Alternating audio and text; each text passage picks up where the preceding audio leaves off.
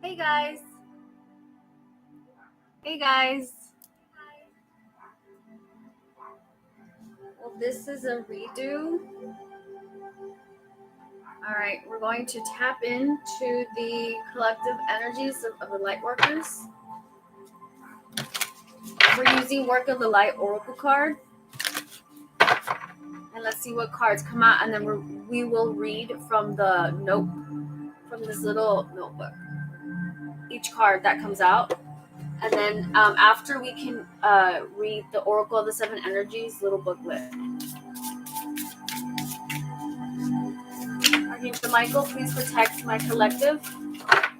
Surround my collective with white, platinum, diamond light.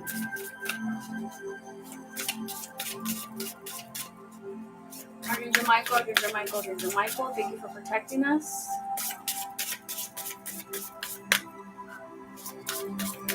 What do the Lightworker Collective need to know?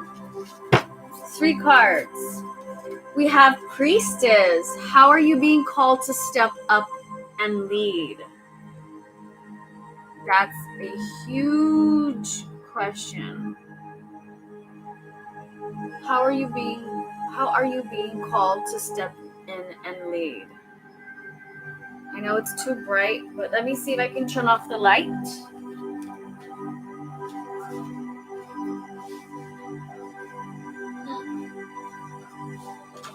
Let's see if that's better. You can see the card. It's a little bright.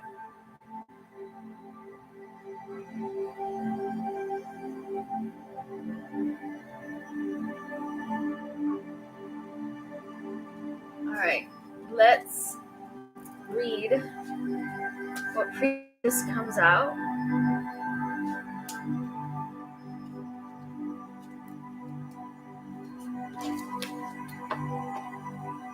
That's the first card. And we'll get to the other 2 in 1 minute.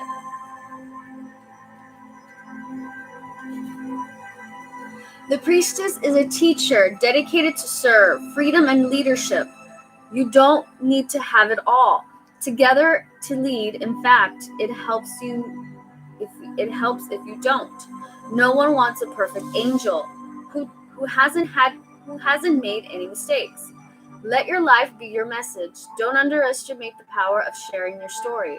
It's by hearing someone else's journey that we feel less alone. We realize that we're actually all in this thing called life together. The difference between a follower and a leader is that a leader has the courage to go first. In stepping out, they shine a light on the path for others to venture forward to. Don't fret too much about trying to work out who is your tribe. Don't get stuck in age, income, hobbies, or occupation. The best way to discover your tribe is to look in the mirror. If you feel called to lead, chances are it is because at some point in your life you longed for someone to lead you. Your tribe are longing for exactly the same thing as you were and are, and might only be one step behind you. Hell, they may even be right alongside you. You don't need anyone's permission, just the courage to stand up, embrace your struggles, the peaks, the throws. You don't need to know the way. Just believe that there might be a different one. Your tribe is waiting for you. Step forward so they can find you. So you are either a priestess or high priestess. I do apologize for the quality of the camera, of the webcam, but yeah. And then next is Starseed. What lights you up? You are a Starseed. You are a starseed. You can totally see it from like far away, but close up you can barely see it. I mean, from my perspective here, I can barely see it. But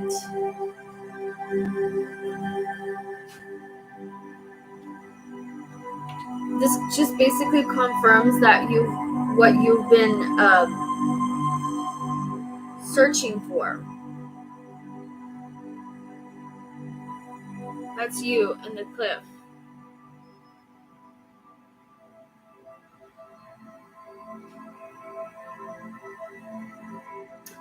All right, now let's see what the booklet says. Starseed.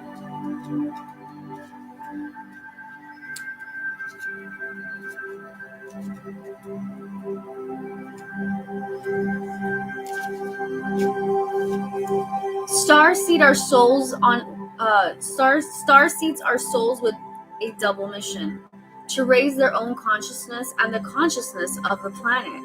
They are old souls who have incarnated elsewhere beyond this planet. Many starseeds arrive with the feeling that time is running out and there is something that they came here to do or create or contribute.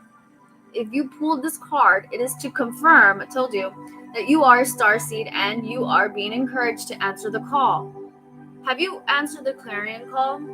Your clarion gifts? To follow what lights you up. Once awake, most starseed souls find it hard to have meaningless conversations, jobs, and relationships.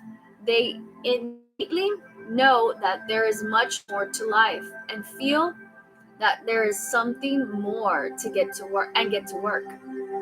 They remain restless until they step into their calling, which is to light up the world with their unique presence. Starseeds are scattered all over the planet, in hospitals and schools, in slums and mansions, on stages and in edit suites, in parks and nightclubs, in taxis and theme parks.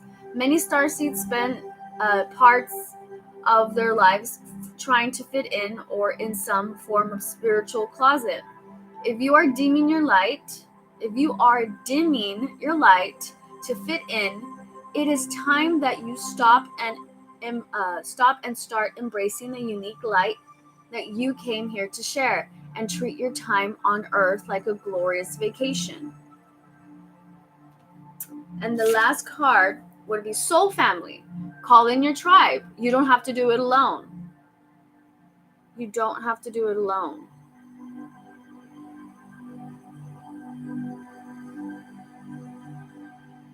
So this just confirms everything of what the Lightworker collective energy is doing.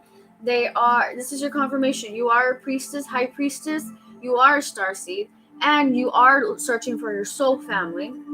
Now let's read what soul family says. It is time to call in your soul family and support them. People who get you at soul level, people who are the same kind of weird as you, people who are your chosen family. They are coming and they are looking for you. If you haven't found them yet, this is a sign that they are close by. Hey, I'm here. What's up? But in order for them to find you and recognize you when they do, it is important that you stop dimming your light. Exactly. Stop dimming your light for others. Who is siphoning off of you? You need to figure out who in your circle keeps just taking away your energy,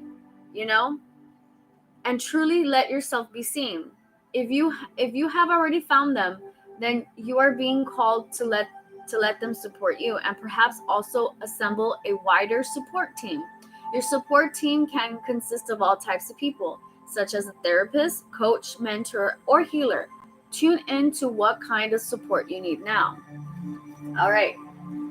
So that's for that deck. And just to clarify everything, we are going to just look at the bottom of the deck. Oh my God. Initiation. You're finally being initiated to tap into your priestess energy, because you are a starseed and you are looking for your soul family. You're shedding those layers of people that no longer serve you. So you see how you're coming out of the cave, and you're seeing the light at the end of the tunnel. Yeah, it confirms everything. All right, so we're gonna tap into the Oracle of the Seven Energies. I think I already tapped it, but let's just.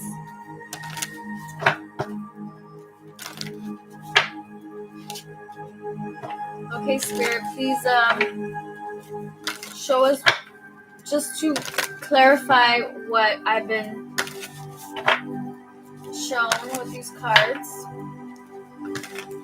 Everybody's looking for their same conscious level of tribe.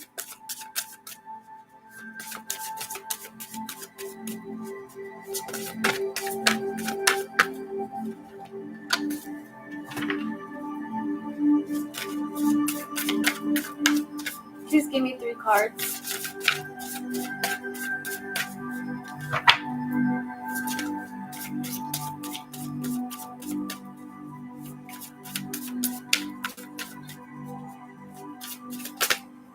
Ooh.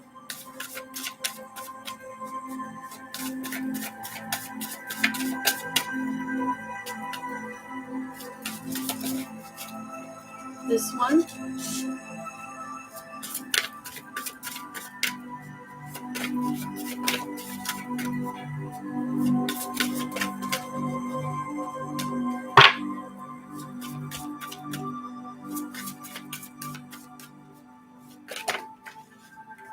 Okay.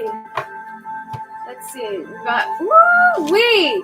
I love this spread. Wow. Okay. Whoa. So far, we got 2 hearts. Look at the hearts. You see? You have the key. You've always had the key within yourself to unlock your heart chakra, your ancestral. Okay, let's keep shuffling. Let's get 2 more, and then bottom of the deck. Okay. Wow, giving me chills and the multiplying. All right, we got Call of the Muse. What makes you? Oh, endless possibilities. There we go. We got 4 cards, but then bottom of the deck, a higher view. All right, for this deck, we got beautiful KG number 14. Number 14.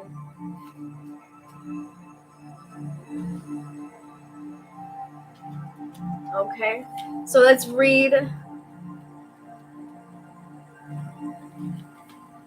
The Prison of Guilt, a need to self-inventory, rigorous honesty, accountability, making amends. You see, you have to make amends with your ancestral and the programming and everything that has been passed down through generations of programming. So at this time, you're being called to assess where guilt is playing a part in your life.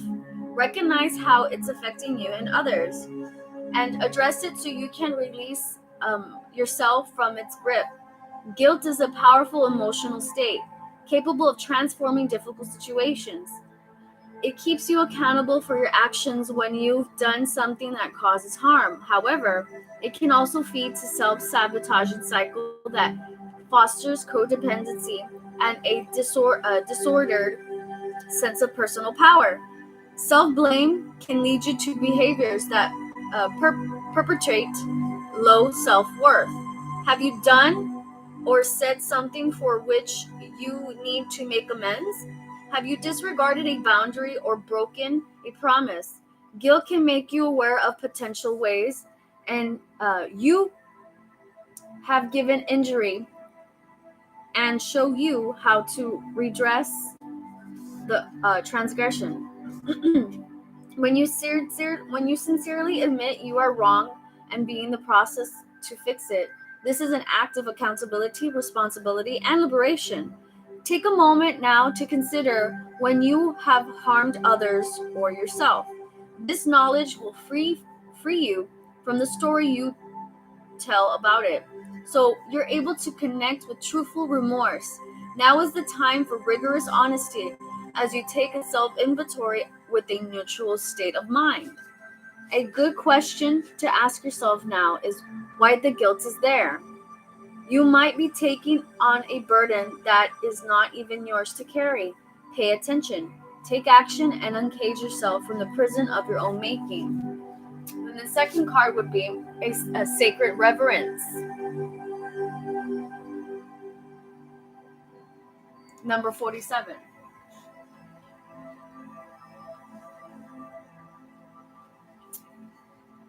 And the key concepts for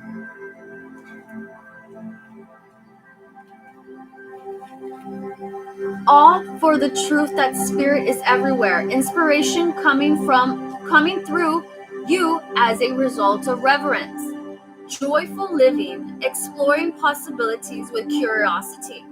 Spiritual passion manifesting from the starting point of the realm of spirit. Looking at the world, do you see all the life or only a limited part? When you look at a blade of grass, do you see just a plant? When you encounter a puppy, do you see just an animal? While this categorizing is one of the viewing the world, one way of viewing the world, it is only a fraction of the truth. It isn't enough. Look closer and you'll observe the luminosity immanent in these living sentient beings. If you can allow yourself to take in all the world, including its spirit, then you see the whole. See? And then you see the whole, which is bottom of the deck, a higher view. You see how these are the current timeless energies for the Lightworkers, baby Lightworkers who are just waking up. Reverence is an act of deep witnessing, respect, and awe.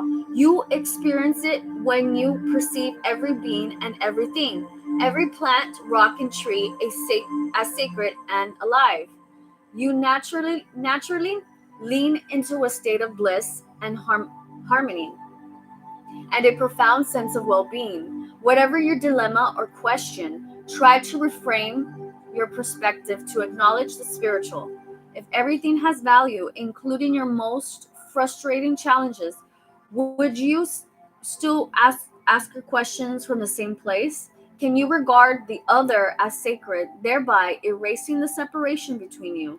Embracing the perfection of how you came together is real magic. And you are tapping into this unity right now. No matter who or what is in front of you, see that person or thing as luminous and your interaction as holy. Then you will know what to do for the highest good of all. Which comes to the third card, Call of the Muse, which is number 31.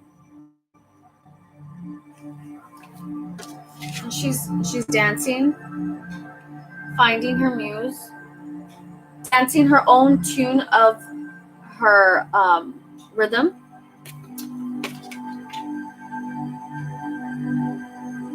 Key concepts: creative expression, being in the flow of creativity, tuning into inspiration, allowing creativity without being self-conscious, writing and journaling as a means of connection. So you need to start writing and journaling what you are feeling from the inside, because that's how you connect with your own inner voice, your own spirit. When you feel the call of the muse, you are being invited to create, to be the artist choreographing your life, serving on behalf of the great artist, divine source. While the process feels intensely personal, your ego and self-identification are ironically the most unnecessary parts of the equation. While you might think you own the magic of your creativity, can you truly say you're the source of the inspiration? Similar to the spirit of genius from card 29. Imagine your creativity stemming from another spirit guide, the muse. Just as the genius needs to partner with your intellect, So too does the Muse need you to open your heart and let magic flow through your intuition and emotions. Stop seeing yourself as the center of the process, and instead see yourself as a partner in a creative dance. Sometimes you might be inside the music and the feelings, and its expression. Other times you observe from the sidelines, watching it all flow from an unknown yet deeply intimate source. Today, your muse is calling you to be a channel and allow the creativity energy to flow through you. The energy of emotion is waiting to be given a voice, a name, a shape, or a color. Journal. Finish the writing project. Start something new. Paint, sing, dance, and don't worry where any of it lands. It has its own plans for you. Confirmation. I apologize for that. Let's continue.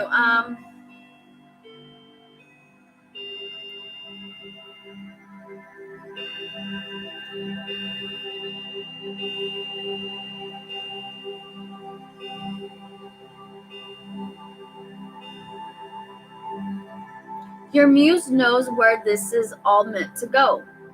For you, the big magic is in the experience of answering the call, which is endless possibilities. You see how once you journal, you have endless possibilities of what you can actually create through your crown chakra, through the tapping into your own source, your own spirit, your own cup. Your own cup overflows. Number 38. The key concepts are unlimited potential, moving beyond limiting beliefs, and the filter of an unhealed past. Using your heart. Didn't we say something about the past on the first card right here? See, everything just interconnects with each other. So, using your awareness to discern what is possible and having the courage to leap beyond even that. You look at the world through the lens of your life experiences, personality, and conditioning.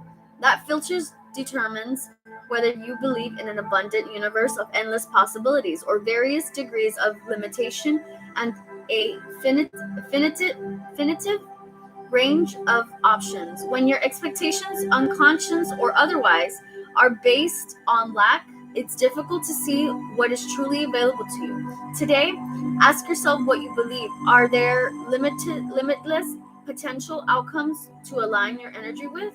Do you know intuitively that there is more to life than meets the eye? And are you willing to act on that knowledge? As you believe, so will it be for you, and as your energy will attract its match in the outer world. Conditions meet expectations. Either your world remains the way it is in various forms yet essentially unchanging, or you become more.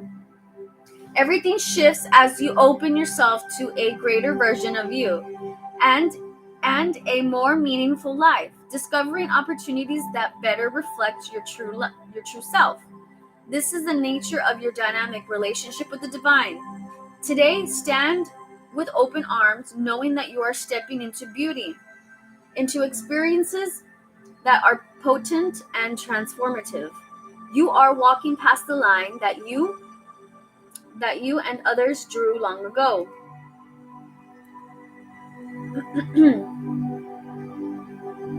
Leaping over what was and toward what will be. You are more than you were. Now, what is it that you want? The treasure is yours. You just need to believe it. Now, the last card would be a higher view, which is, you see how the owl and you see how she's flying on the owl? She's having a broader perspective. So, number 41.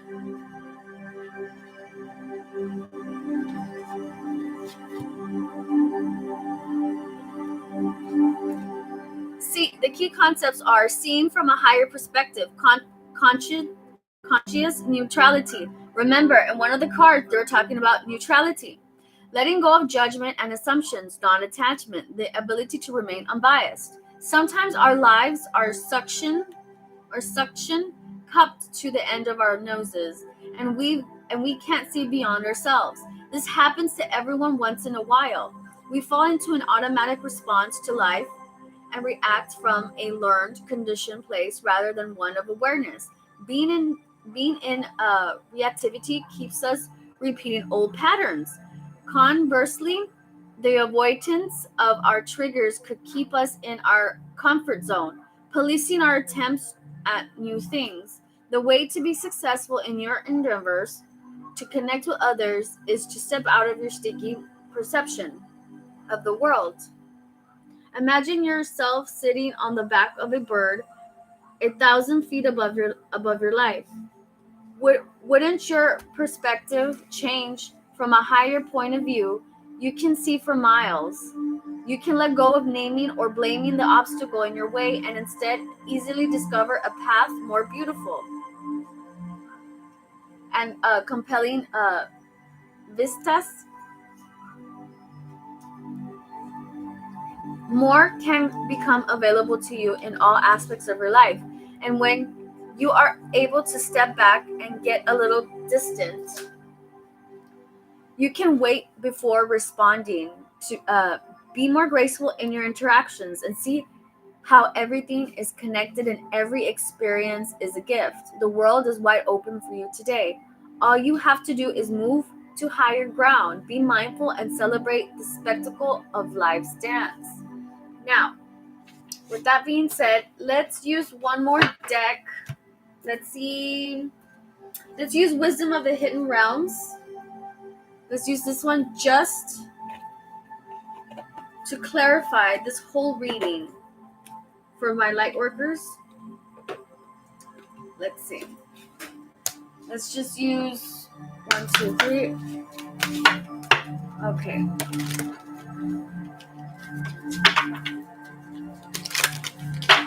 Okay, Spirit, can we give one more to the collective, to the Lightworkers?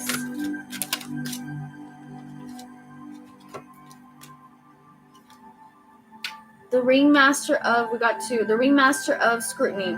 Discernment, didn't we see? They use discernment. Clear vision, details. The Ringmaster.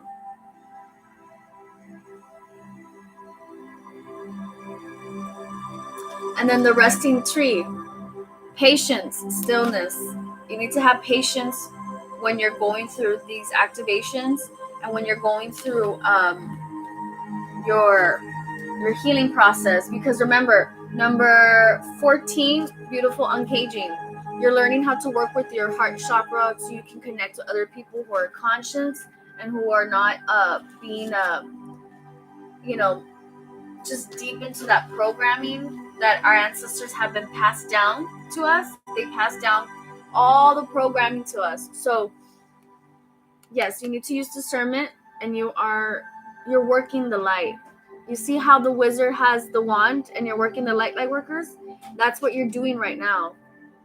You're learning how to work your own alchemy within.